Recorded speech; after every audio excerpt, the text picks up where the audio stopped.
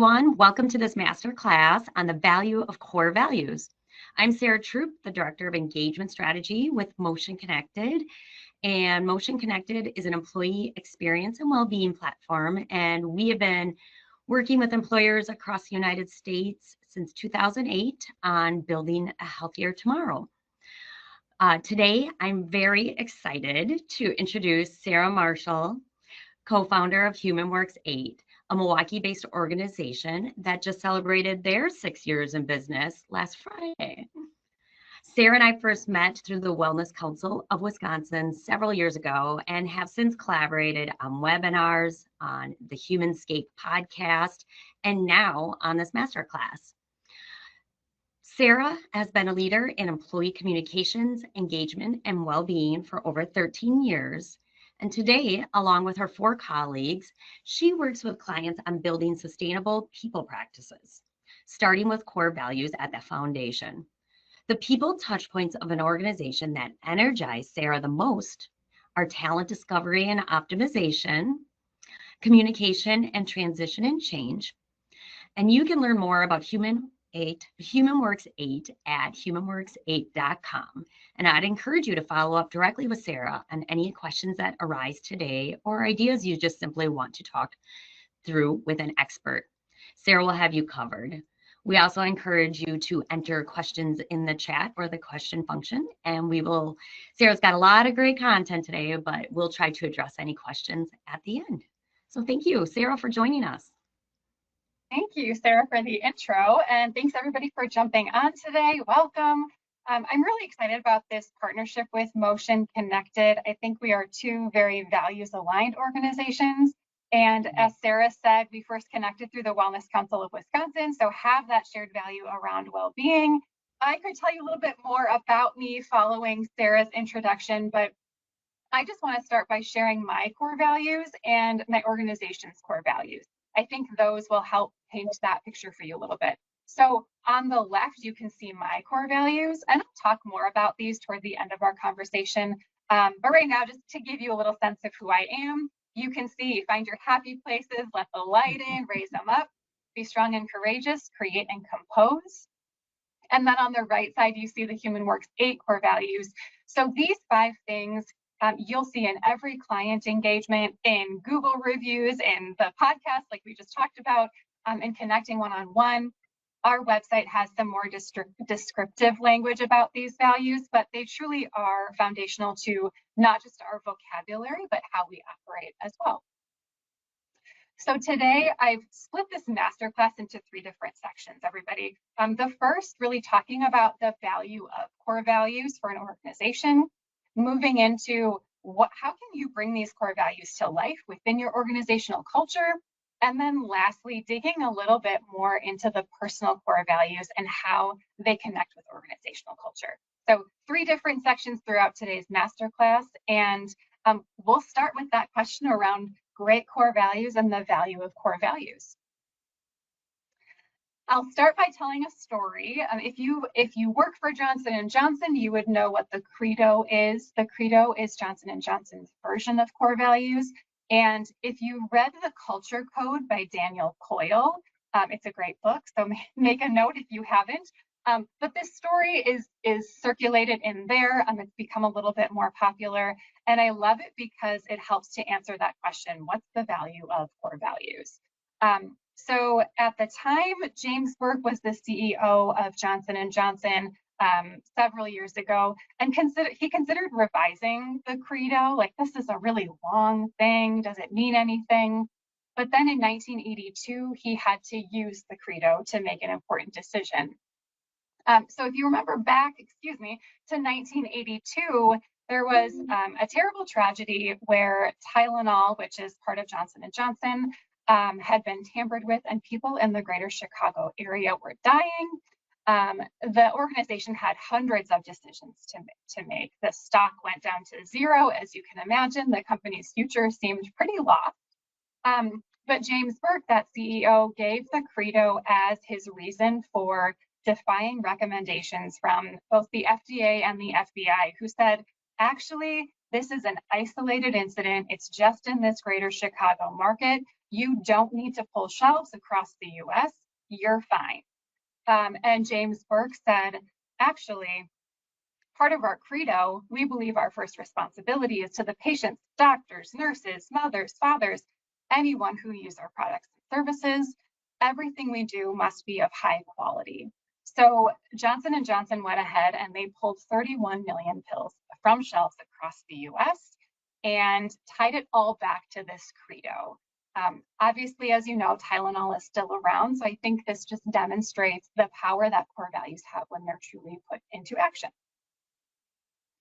A lot of businesses list core values in some way, obviously not just Johnson & Johnson, and we boil it down to the why around these three things. So organizational core values set an expectation for how the organization interacts with others, differentiates the organization, and provides that point of connection as well. And then, as we saw in the Johnson & Johnson example, provides some direction around decision making. I like this part about tells what the company will and won't do. I think that won't do is almost as important as the will do. And this really ties back to that first objective for today's masterclass that I shared around why core values are important, what's the value of core values. And to get the value from core values, we think your core values have to be great, not just good, not just exist. And the credo, the Johnson & Johnson credo was long. We don't help clients author a super long credo, but it was Johnson & Johnson's way to articulate their values. When it comes to core values, we do need to first articulate them, but they already exist within your organization. So they've already formed naturally. The question is, have you captured them in the most accurate, authentic, useful way? So to do that at Human Works 8, we use this great core values framework. We believe that core values have to be gutsy. So just the real authentic you, kind of from the guts, from the heart. We believe core values have to be unique, unlike anyone else. So maybe some of them don't sound so unique to you, but you do have a unique way of doing it, and your unique combination is what matters. You know, if you work for a bank, for example, the core values at your bank should be different from any bank down the street, across the nation, truly unique in that sense. And then the third criteria for great core values is they have to be active. Core values have to be something that you can do. It speaks back to that direction piece, right? If I can see a core value and there's kind of a verb in it, we use a lot of verbs in our core values. It gives you an idea of what action you can take, what you will or won't or should or shouldn't do. At the same time, so those are what makes great core values. There are some things that we believe aren't core values or that core values shouldn't be. We don't believe core values should be who you wish you were or who you want to be in the future. So this isn't your 10-year target, everybody. This is who you are today. They're not aspirational. We also don't believe core values should be what we refer to as permission to play or table stakes. This is just something that everybody should already be. So an example of that is integrity. Great word, great meaning behind it, but over 50% of Fortune 500 organizations have integrity as a core value or as part of their mission.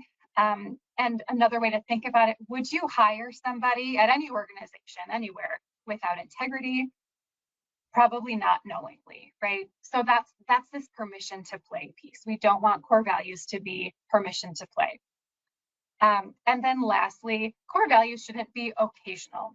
So what I mean by that is not something that you only need to be sometimes, but also not something that only certain departments should be, or like, yeah, everybody lives these core values, except for accounting, they don't really have to, or, you know, the sales team over here really has to live it, but it's okay if the rest of you don't.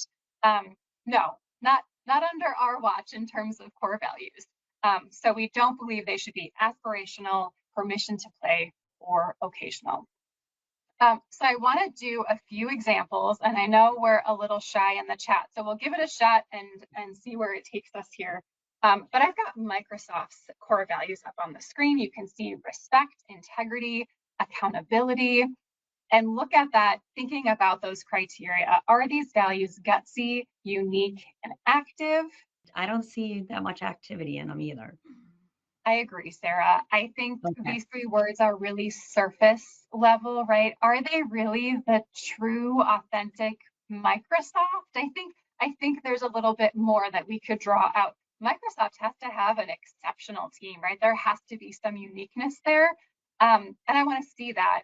There's that integrity word again, too. Mhm. I would guess that respect and accountability are maybe also on that Fortune 500 list of pretty common core values. And I think I don't want anybody to misunderstand. I think respect, integrity, and accountability are exceptional things to value.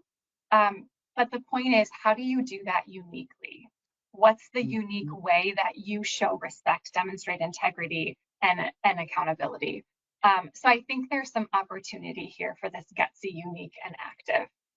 We did have a I'll comment. It's Oh, pretty please. basic and common. Yes, yes. And Mm.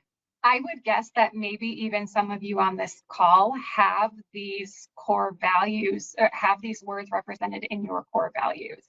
And we'll talk a little bit more about what to do or what actions you can take around that. I'll share another example. This is Walmart. And I think on the surface, at quick glance, when you look at these, you're like, oh, they're longer. They must be maybe a little bit better. There's a little bit more substance. I think maybe they sound a little bit better than the Microsoft example. There's still respect in there, respect for the individual, and then act with integrity, that integrity word again. So I think there's an opportunity for some more gutsy and unique language. I do think some of this is a little permission to play as well. Um, Mhm. Again, it's not that the ideas behind them are bad in any way. There's just I think, a stronger way to articulate these values. But I do see where they added some activity to theirs. Like That's right. Thanks acting for with calling that out, Sarah. integrity is an actual action or something they strive to do versus where Right. Microsoft just Yes. said integrity. Exactly. Right. Strive for Strive for excellence. excellence, act with integrity. Mhm. They're getting there, right? There's a little bit something One out there. of three. Right. Exactly. Um, so the last part of this great core values framework at Human Works 8 is what we call the indispensables. So we believe all organizational values should have three things. We call them the life, the breath, and the touch. So the life is really, there has to be something in your core values about the unique individuals that bring your company to life. What I mean by that, everybody, is your team. There's got to be something about your team and the people, the uniqueness of the individual. There has to be something about the breath. And when we say breath, we mean well-being. Sometimes this comes through really strongly as belonging. So in any set of core values, I look for, is there some sort of nod or focus on well-being or maybe belonging? Does that exist in this value set?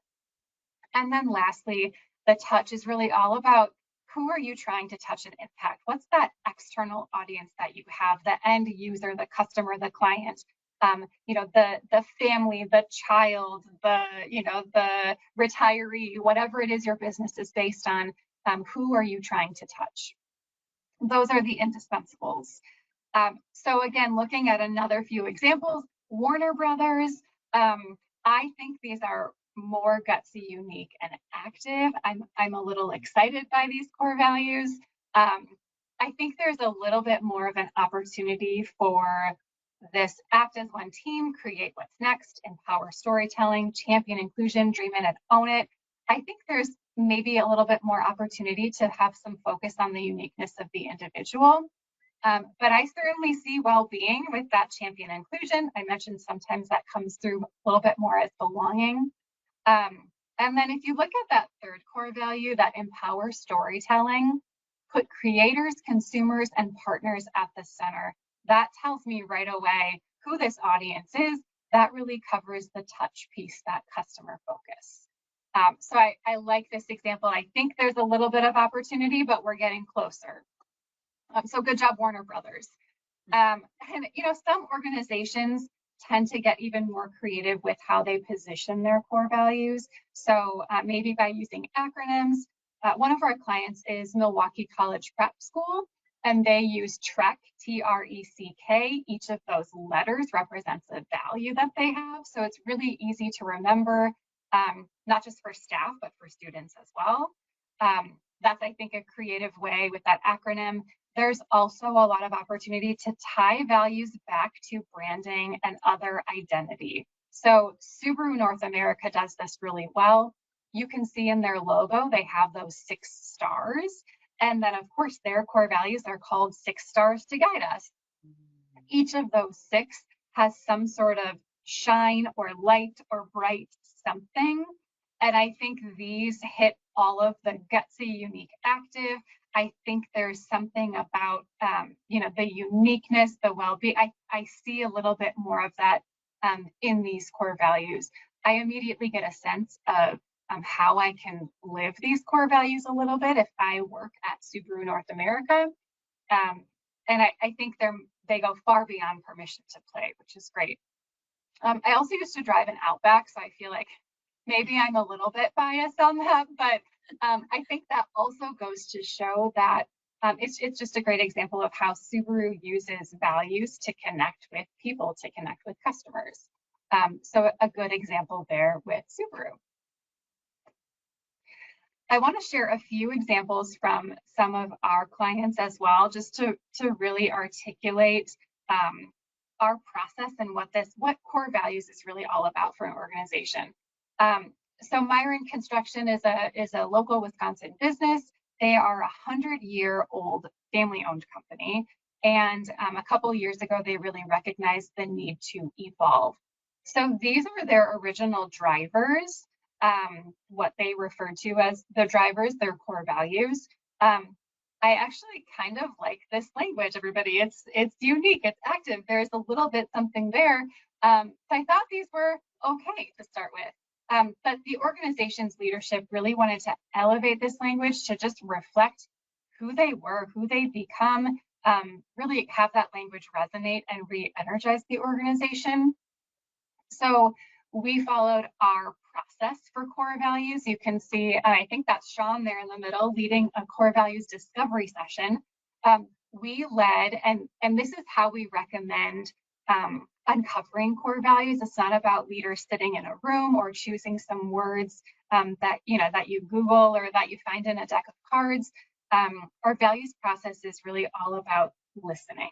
So we had over 13 sessions, 15 to 20 people each at Myron, some in person, some virtual, but you can see some of these whiteboard examples is just all of the questions that we were asking. We took notes, we jotted down everybody's responses, all of those words, the stories that they shared, because we needed to hear it from the team members. What is it really like to be an employee at Myron Construction?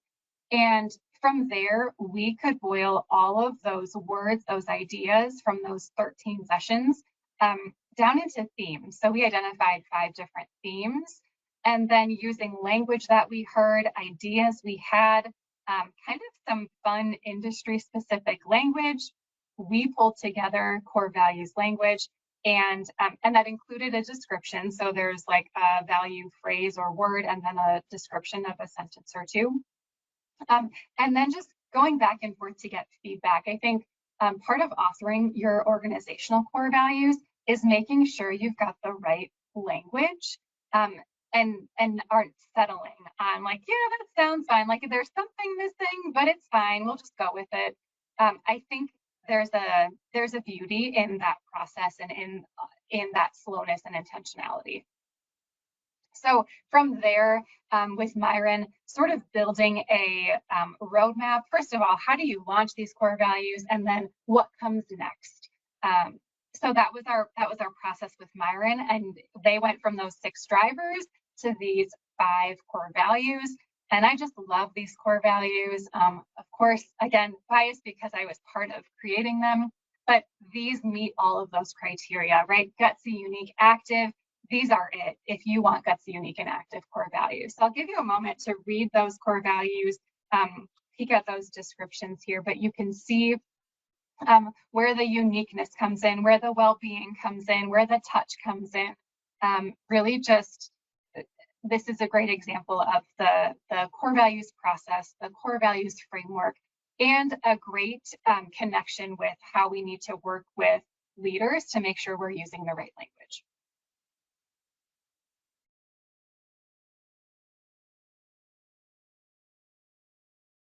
You can see that sense of belonging already that you said filters through. Absolutely. I think my favorite value that Myron has is this build legacies, the last value. They do a lot of work within the community and a lot of give back that had to be represented in their values. They came out loud and clear during the values discovery sessions. And I just love, you know, the builds nodding to what they do. They're a construction company. And even just this family owned idea and pulling from legacies. So you can tell these go far beyond the respect, integrity, accountability type thinking. You have to, as Myron says, dig deep, right? To have these great core values. Yeah, there's so much great language in here. Unforgettable experiences. Yeah. These were very fun to write. And that's the other thing too, Sarah. I think you should have fun with your core values language, with writing your core values language. Because part of it is that it has to resonate with you. It has to be something that you would say, that you want to say, that you're proud to say. And Myron does that well. Yeah. So I want you to think, you've seen it, several examples, Subaru, Myron, Walmart. I want you to think about your own organization's core values. And that's everybody, whether you've got them articulated, right? You've got to maybe look back in the handbook or find the wall that they're plastered on somewhere.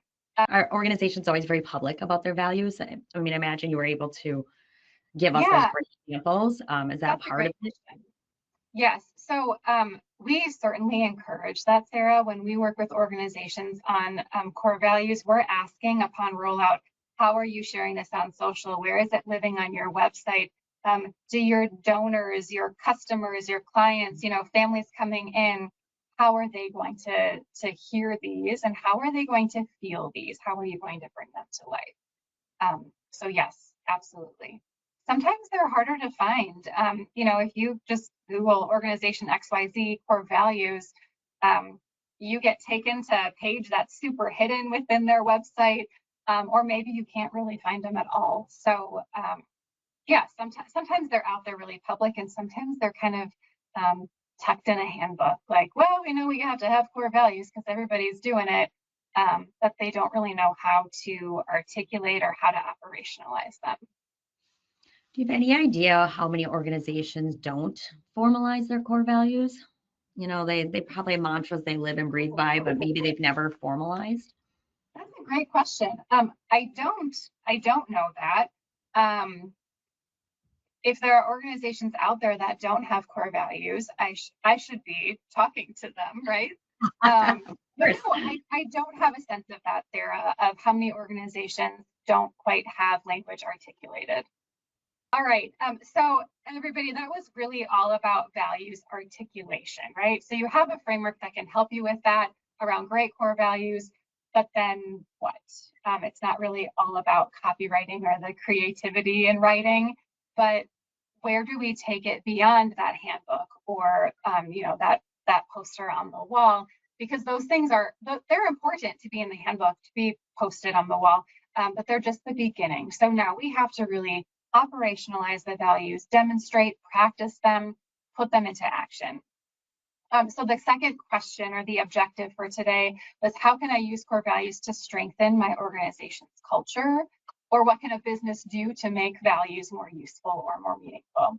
So at Human Works 8, we start with our philosophy. It's called the 8, very original. But these are 8 fundamental truths about people. So everyone's unique, everyone believes, everyone connects, everyone contributes, and so on. This is where we start. This is the foundation for all of our work. But each of those truths connects to one of the 8 people touch points in an organization. So the 8 truths are sort of more philosophical, and then the 8 touch points is where it gets a little more down and dirty. So I'll kind of walk through each touch point here briefly, starting just with talent discovery and optimization. So thinking about how do we recruit and hire talent? How do we get the right person in the right seat? With strategic planning, it's all about how does our strategic planning discipline or operating system work? Where are the values in that? How are we setting the vision and taking action? If we move to teamwork, that touch point is really all about how we connect with each other and work effectively as a team. There's communication, how we're communicating both as an organization, sort of like the intranet or the emails, like top-down communication, but then also interpersonal communication with each other. Then moving down to that second row, we have performance management. So beyond performance reviews, how do we, of course, do performance reviews, but how do we redirect employees? How do we give and receive feedback? With leadership development, that next touch point, how do we learn and grow here? What does that look like for our organization? With transition and change, this is all about navigating moments of change in an organization. So that's onboarding, offboarding, that's like reductions in force, changes in leadership, succession planning, even something like mergers and acquisitions. And then lastly, belonging, of course, which we've already talked a little bit about, but how do we create an environment of belonging where people feel valued, where they feel like they matter? And great culture looks like doing these 8 things well. And what I mean by well is with excellence and on brand. So on brand, kind of tying back to core values. A lot of clients or potential clients come to us and say they want to strengthen their organizational culture. Here's where we start. Here's where we look. So if anybody has an idea of what touch points they do really well in their organization, or something that's really on brand, something that you've seen others in your life, maybe in your network or a spouse, somebody at home, do really well, I'd love to see that.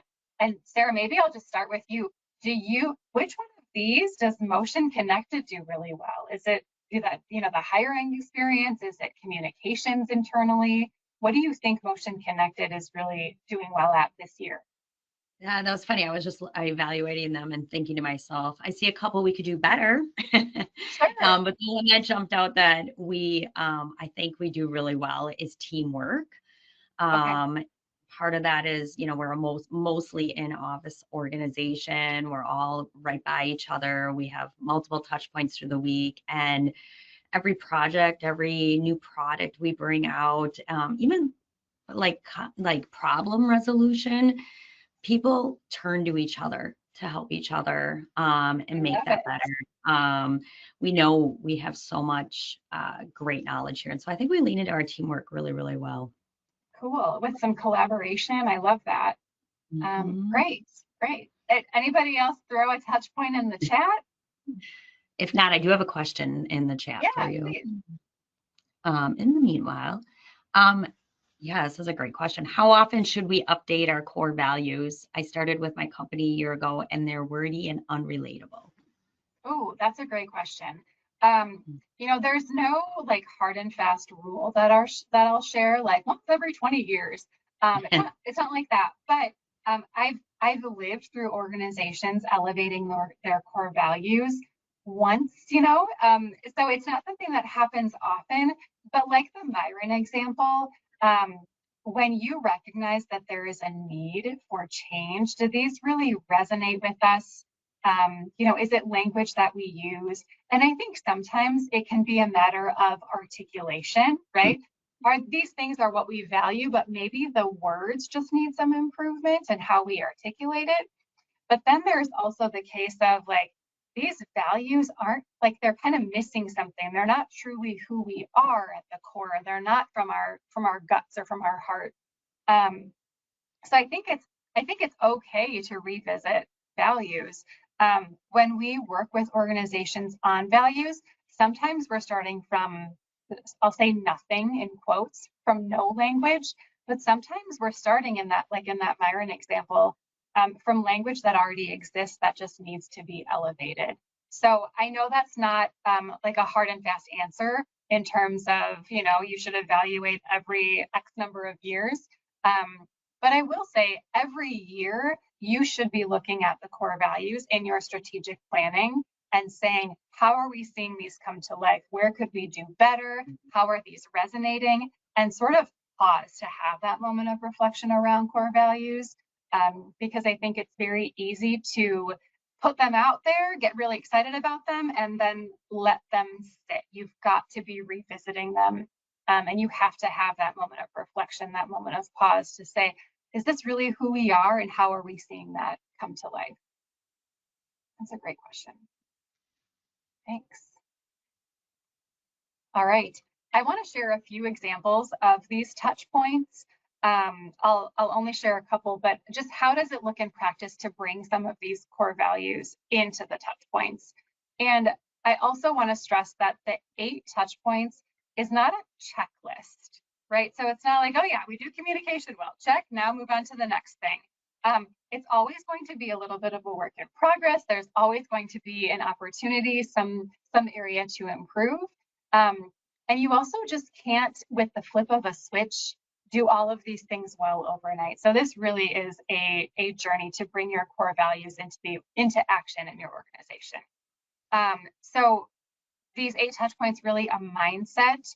And what I mean is, yes, in terms of communication, they should appear on your letterhead, in your email signatures, on your website, things like that. But they should also go beyond that. So with communication specifically, thinking about how can values be the outline of every communication that you send. So they're the how, not just the what. Thinking about how is it used in anniversary announcements? How are they used in pushing out benefits information, in making company announcements, especially difficult company announcements? One of my favorite areas of focus is crisis communication. And I think because in those situations, I look right to the organization's core values, and I can find my way how to articulate from having that really strong foundation of values. But even thinking about how are you communicating on social media? Are you talking about the values, but are you demonstrating your values? Transition and change is another example here of a touch point. How are the values leading the way when it comes to onboarding, or even tougher like offboarding? These aren't just words in the materials that you see, but you can, if you look closely at that example on the right side, that ABD direct example, you can see that the actions for the onboarding checklist were grouped into categories of the core values. So showing, here's the action or like the checklist thing that we need to do, but then here's the value that we connect it back to. Here's kind of the why or the because.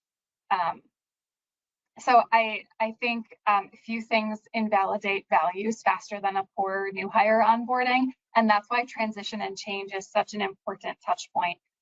Like I said before, it's onboarding, offboarding. It's also mergers and acquisitions, and it's it's succession planning and leadership changes, sort of that change management that we talk about. So a couple of different examples there, but again, not just about adding language, but adding the action or demonstrating the value in action. And then I'll share this, going back to Myron again, this teamwork example. Recognition is one way that Myron elevated this teamwork touch point, and they had a really cool process. So Recognize It is the program, or the name of the recognition program.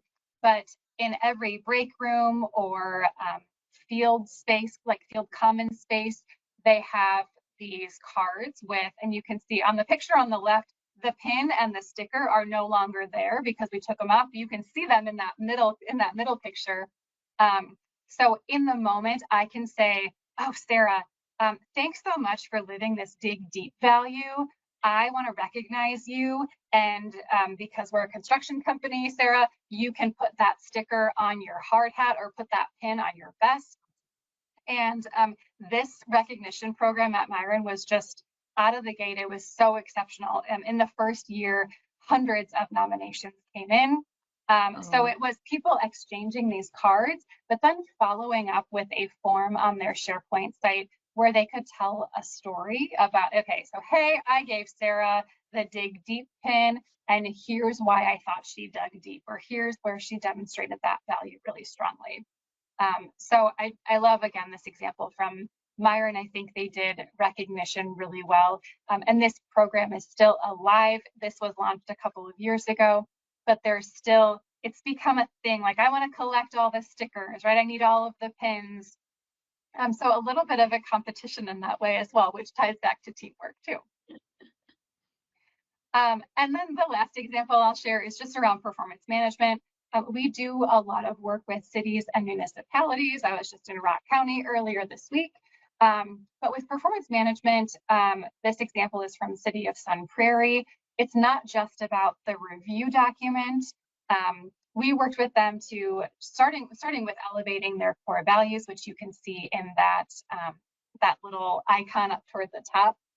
So we worked on their values language, but then also developed a new refreshed performance management strategy. So created several resources, including that review document, but also a redirection, script resources for leaders. How can they deal with different situations in that review conversation? Guide to difficult conversations. And we trained leaders throughout 5 different sessions throughout the year, and not just on how to use this form, but what is the way that Sun Prairie leaders need to lead around performance management as it ties back to the core values. And Sun Prairie actually named their performance management process Guide and Grow, which is their 4th core value that you can see there on the icon. So everything tied back to how Sun Prairie leaders are mentors, they are guides. They're also leaders who seek feedback and want to grow in their own development and learning. So love that example from Sun Prairie and performance management. They said performance management is our priority touch point, and they just went all in and focused there. One of the steps of our core values process, so we did that listening with the listening sessions, the values discovery sessions.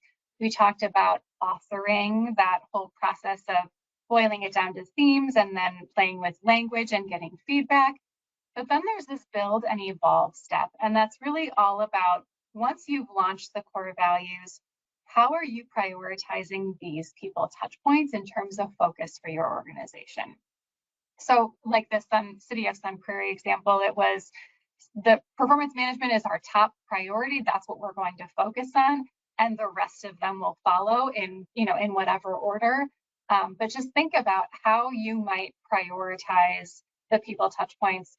Sarah, does one come out, stand out to you in terms of, yeah, Motion Connected, maybe 2026 is our year of this touch point? Did you have a thought that way? Maybe one that we'll focus on. It was like, are you going to ask me which one we do the worst at? Think of it as an opportunity, right? Yeah. I think maybe both leadership development and performance management. Sure. Love our people, and we tell them we love them, and we just let them go and do their thing. And I think sometimes people, want to be hear it more often and understand what their paths to opportunity are. And so working on maybe mapping those out a little bit more and be more official about it then. So yeah, in the hip, maybe. and Sarah, performance management and leadership development can tie so closely together, right? Because some of that growth and development is equipping you with how to better coach others and to look at your own performance too. So I love that you're thinking about, like, how can I maybe do 2 at once, or think about 2 in the same way. Great, good. So in whatever work that is, so whatever touch point you're thinking of, whether it's performance management or leadership development like Sarah, or maybe communication or belonging, whatever touch point it is that you identified as something you can elevate, your individual personal core values matter in that. So the third question in today's objectives was, how are my personal core values important to my organization's culture?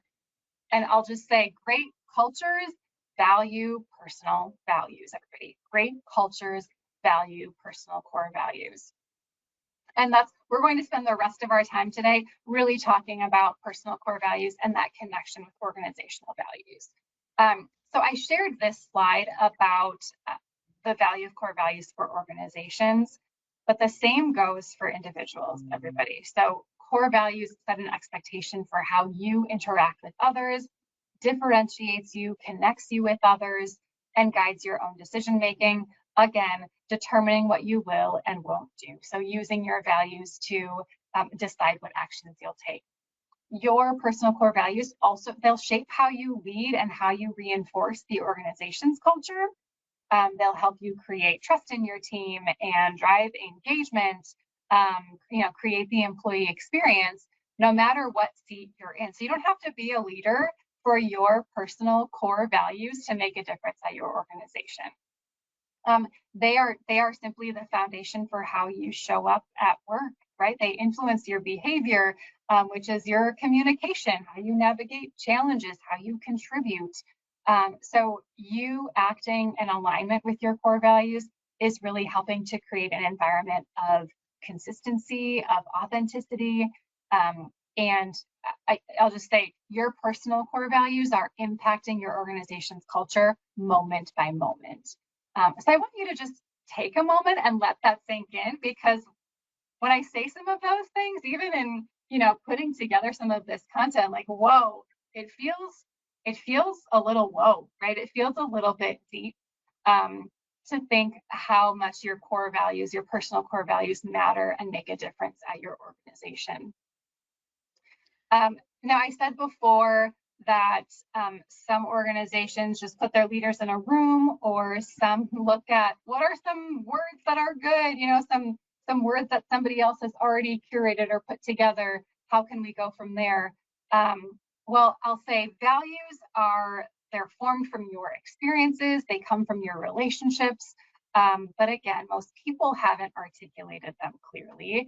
And some people maybe look to cards like this. And there are lots of different versions like this out there.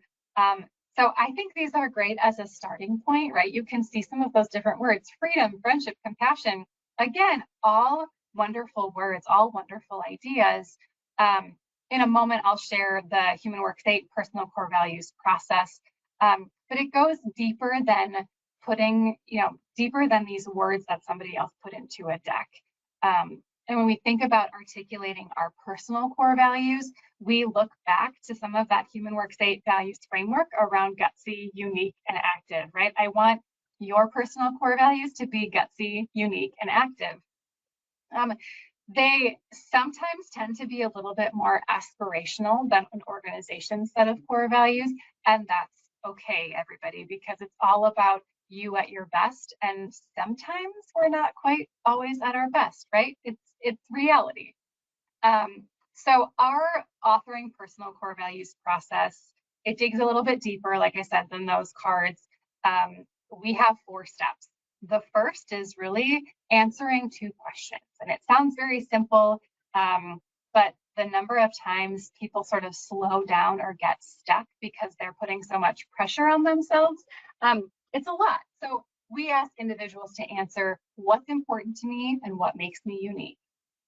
And just start writing. You can see that that background image is a bunch of different Post-it notes. So take a pad of sticky notes and write 1 answer per sticky note, all of the things: what's important to me, what makes me unique, 1 answer per Post-it, and just get them all out there. We always recommend having like 25 or more Post-its. And it's as simple as like, well, coffee is important to me, right? That's something as simple as that. Get it out there because it's important to you. But it can also go much deeper, like, being resilient when faced with a health challenge or something like that. Also really important to this personal core values process. From there, we say, okay, look at all these Post-its and start to group them together. Make your affinity map, grouping like words, like Post-its together. And then step 3 is just defining, like, what is this category? What is this group all about? And my favorite is how we talk about step 4. We're like, great, go ahead now, author your personal core values. There's a lot of creativity that goes into that 4th step, pulling from language that means something to you, writing some descriptions and some, just going through a writing exercise to really get you thinking, because you want to end up with those, the words that make the most sense for you. In talking about the organizational values, I said part of that step around authoring is getting what we believe is the best set to start, and then talking with the leadership team and having that feedback just back and forth. Part of this step 4 for authoring personal core values is talking to other people around you. Sometimes people will say like, oh, I talked to my sister about it, or my husband, or whatever, and they were saying, oh, well, you say this all of the time. You say this phrase, or remember that thing that, coach so-and-so would always tell you, and now you repeat it. So pulling from things like that, from those experiences, from those relationships, can really help you author your personal core values. I want to share a few examples of some of our favorites that have been created through workshops with us. Some are actually from our team. So you can see AJ from our team is that second on the top row. But we love putting core values into some sort of image that you can remember or just be proud of. AJ's is actually on like a coffee thermos. A client made that for him, which is awesome. You can see it every day. But just you can see different examples of language, creativity in the image that they use or in the visual that they use.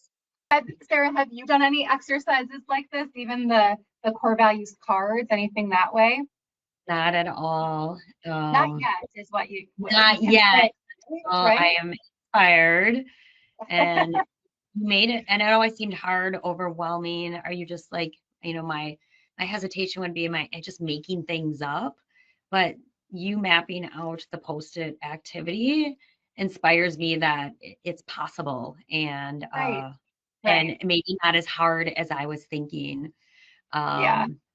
We do have Well, one of your coworkers at least is going to share hers. Yes, but I'm on Sarah's team, and my favorite is keep loving and see the beauty. I That's love beautiful. it. I love it. Thanks for Oh, sharing. Yeah, I Sarah, know I'm glad that you said that to it be a takes it. Oh, sorry, yeah. go ahead. Oh, the one I was like, where would I start to see a map? And I'm very big on finding the silver lining in things, being optimistic. Everybody has two sides to a story. Don't make us.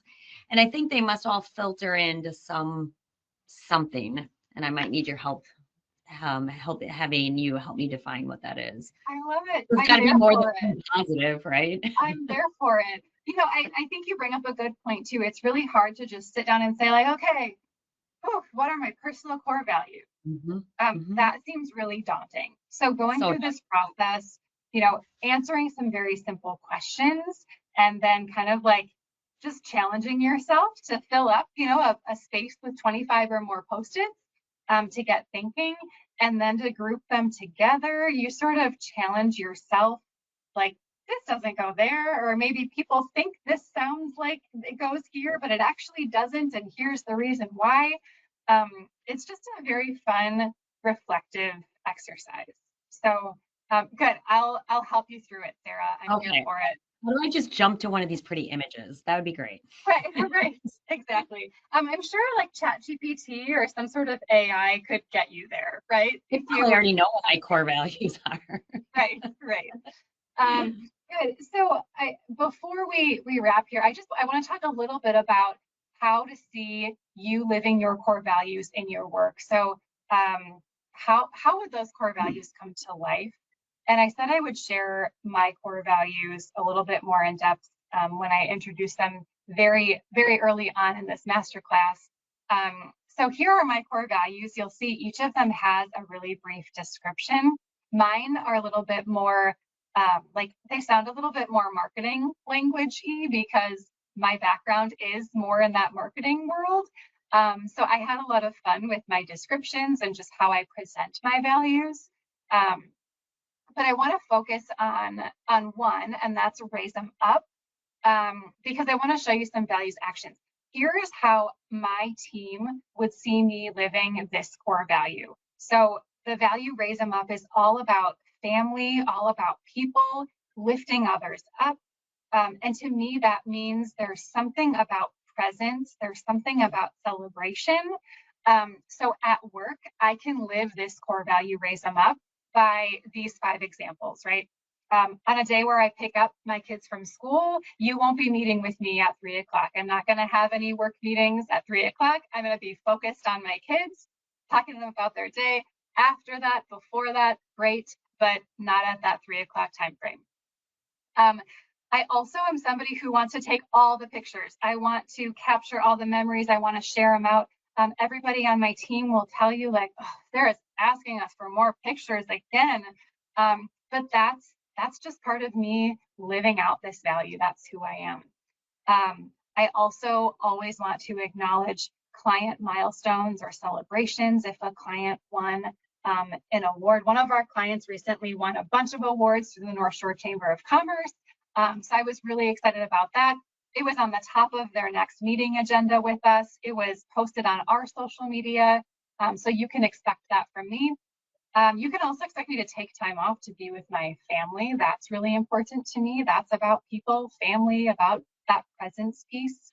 And then recognizing birthdays, work anniversaries, special moments around here.